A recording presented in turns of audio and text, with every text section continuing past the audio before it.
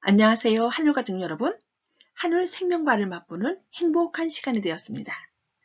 제4기 신명기 속의 현대 진리를 공부하다 보니 이번 기의 마지막인 13째 안식일이요. 2021년의 마지막 안식일이 되었습니다. 그동안 함께 해주셔서 감사합니다. 오늘은 제13과 모세의 부활이라는 제목으로 공부하겠습니다.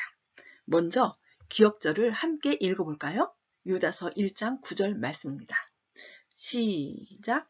천사장 미가엘이 모세의 시체에 대하여 마귀와 다투어 변론할 때에 감히 회방하는 판결을 쓰지 못하고 다만 말하되 주께서 너를 꾸짖으시기를 원하노라 하였거늘. 이번 주 교과를 통해 함께 배울 단어는 부활입니다. 부활은 쇠탄 것이나 없어진 것이 다시 성하게 일어나 또는 십자가에 못 박혀 죽으신 예수 그리스도가 죽은 뒤 사흘 만에 다시 살아난 일입니다. 그렇다면 이 시간에는 부활의 한자풀이를 통해 구속사적인 의미를 살펴보겠습니다. 부활은 다시 붙자 또는 돌아올 복자와 살 활자가 합쳐진 단어입니다. 우선 다시 붙자를 보면 복자를 읽을 때는 돌아올 복자인데요. 조금 걸을 척자와 돌아올 복자가 합쳐진 단어입니다. 돌아올 복자, 다시 붙자라는 것이 있는데 그것을 먼저 보면 사람인, 날일, 뒤처져 옳지 세 가지가 합쳐져서 다시 붙자, 돌아올 복자가 되었습니다. 이것은 사람들은 일터에 나갔다가 저녁이 되어 해가 지면 일을 마치고 천천히 걸어서 집으로 다시 돌아온다는 뜻이 있습니다. 그런데 이런 다시 붙자, 돌아올 복자에다가 두인변, 조금 걸을 척자죠. 두인변을 합치면 이제 다시 붙자 돌아올 복자가 되는데요.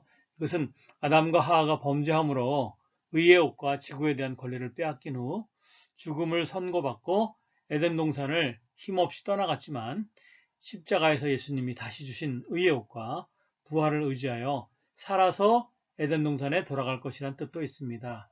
살활자는 물숫자와 혀설자가 합쳐져서 살활자가 되었는데요.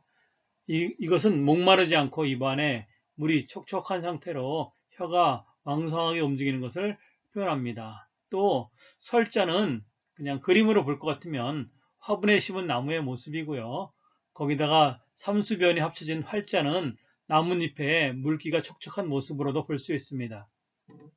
아담과 하와가 하나님이 금하신 선악과를 먹고 죽게 되었지만 예수님은 삼수변 물의 침례와 성령으로 거듭나지 아니하면 하늘나라에 들어갈 수 없고 거기 가서 영원히 거듭나야지만 영원히 살 수 있다고 말씀하셨습니다. 그래서 사도행전 2장 3절에 볼 것 같으면 성령이 임하심을 그 불이 혀처럼 갈라지는 것으로 묘사되어 있는데 여기서 살활자는 물과 성령으로 거듭나는 것을 뜻한다고 볼 수 있겠습니다. 그런 또 심오한 뜻이 있었군요. 감사합니다. 이번 기 교과를 통해 살펴본 것과 같이 모세는 신명기의 핵심 인물입니다. 그의 생애와 품성, 그리고 그의 기별이 책 전체를 가득 채우고 있는데 신명기가 하나님 그리고 이스라엘 백성들을 향한 그분의 사랑에 대한 기록인 것도 사실이지만 하나님께서는 자주 모세를 사용하여 그 사랑을 나타내셨으며 그를 통해 이스라엘 백성들에게 말씀하셨습니다. 이제 신명기 연구의 끝에 다다르면서 우리는 모세의 이 땅에서의 삶의 끝 또한 마주하게 됩니다. 학습 목표 깨닫기 죄 많은 우리들이 구원받고 부활할 수 있는 이유는 십자가 은혜 때문임을 깨닫는 것입니다. 느끼기 세상 모든 어려움 가운데서도 부활의 소망을 인해 기뻐할 수 있음에 감사하는 것입니다. 행하기 예수 그리스도를 믿는 모든 자에게 약속된 부활의 기쁜 소식을 세상에 전하며 살아가는 것입니다. 서로의 마음을 나누는 소곤소곤 코너 부활의 아침 꼭 다시 만나고 싶은 사람에 대해 함께 이야기해 보세요. 실수하고 죄지었던 모세가 부활할 수 있었던 유일한 이유는 무엇이었을까요? 모든 믿는 자들에게 허락된 가장 큰 소망은 무엇이며 그 소망에 대한 보증은 무엇입니까? 동영상을 잠시 멈추시고 이 질문 가운데서 최소한 한 가지에 관하여 옆사람과 마음속 이야기를 나눠주시기 바랍니다. 모세의 죄 1. 이스라엘 백성들이 반역하고 광야에서 방황하는 동안에도 하나님께서는 계속해서 기적적인 방법으로 이스라엘 백성들의 필요를 채워주셨습니다. 그들의 자격 없음에도 불구하고 하나님은 그들에게 은혜를 베푸셨던 것입니다. 그러나 갑자기 물이 부족하게 되자 너희가 어찌하여 우리를 애굽에서 나오게 하여 이 악한 곳으로 인도하였느냐? 이곳에는 파종할 곳이 없고 무화과도 없고 포도도 없고 석류도 없고 마실물도 없다 하며 불평하기 시작했습니다. 이때 모세는 백성들의 불평에 분노하여 반역한 너희여 들으라. 우리가 너희를 위하여 이 반석에서 물을 내랴 하면서 오직 하나님만이 하실 수 있는 일을 마치 자신이 백성들을 위해 할 수 있는 것처럼 말하는 실수를 저질렀습니다.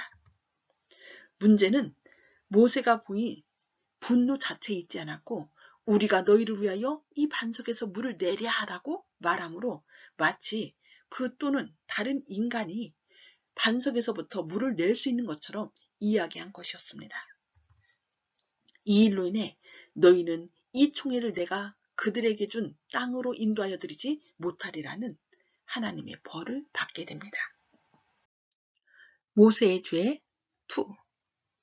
겉으로 보기에 모세에게 내려진 하나님의 심판이 과한 것처럼 보일 수 있습니다. 지금껏 그렇게 고생하며 백성들을 인도해 왔음에도 불구하고 모세는 약속의 땅에 들어가도록 허락되지 않을 것이었습니다. 모세의 잘못이 무엇인지 이 시간에 구체적인 이유를 살펴보겠습니다.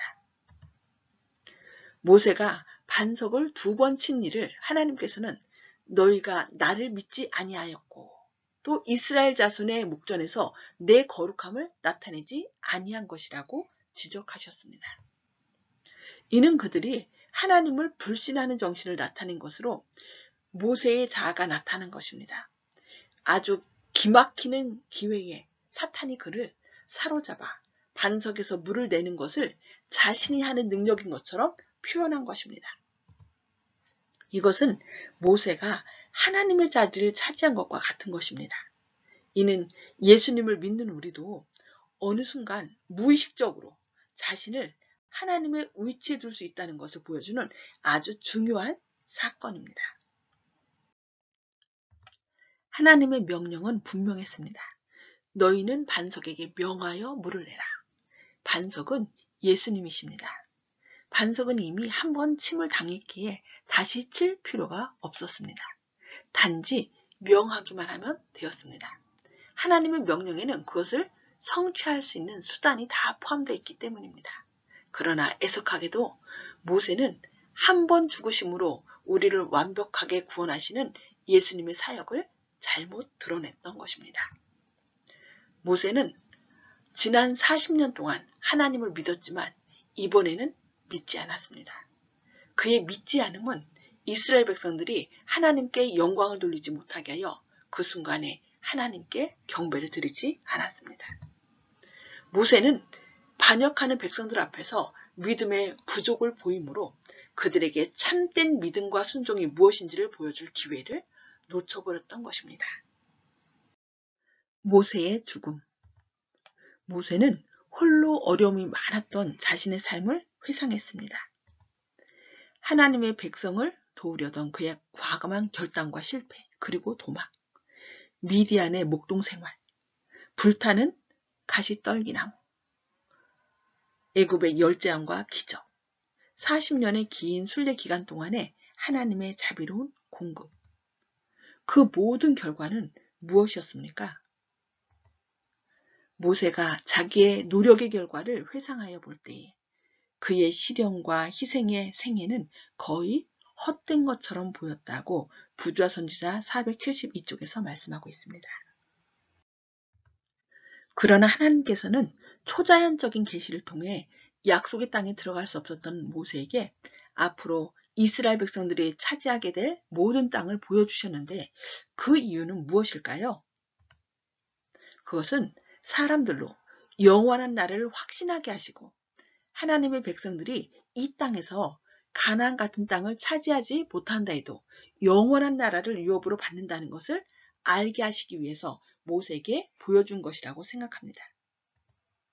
이에 여호와의 종 모세가 여호와의 말씀대로 모압 땅에서 죽었습니다. 모세는 죽어서 골짜기에 아무도 모르는 곳에 장사되었습니다. 하지만 그의 이야기는 여기서 끝나지 않았습니다. 그는 영생으로 부활할 예정이었습니다. 그러나 유다서 9절에 보면 사탄이 거기에 있었습니다. 이것은 불공평한 처사요. 그는 내가 한 것과 같은 죄를 지었단 말이요. 그는 반석을 쳐서 하나님이 되려고 했으니 그는 내 것이요. 이것이 무슨 말입니까? 그것은 예수님께서 모세를 부활시키려고 하자 모세의 시체를 놓고 사탄은 자신의 소유라고 주장한 것입니다. 모세는 아직 십자가의 구속이 이루어지지 않았기 때문에 부활할 수 없었습니다. 그러나 그리스도께서 어떻게 그분의 법을 어긴 죄인 모세를 부활시킬 수 있으셨을까요? 그에 대한 답은 오직 십자가뿐입니다. 세상의 기초가 놓인 이래로 죽임당한 어린 양께서 그 죽음을 전제로 그것을 믿은 모세를 용서하시고 구원하여 부활하게 하셨습니다.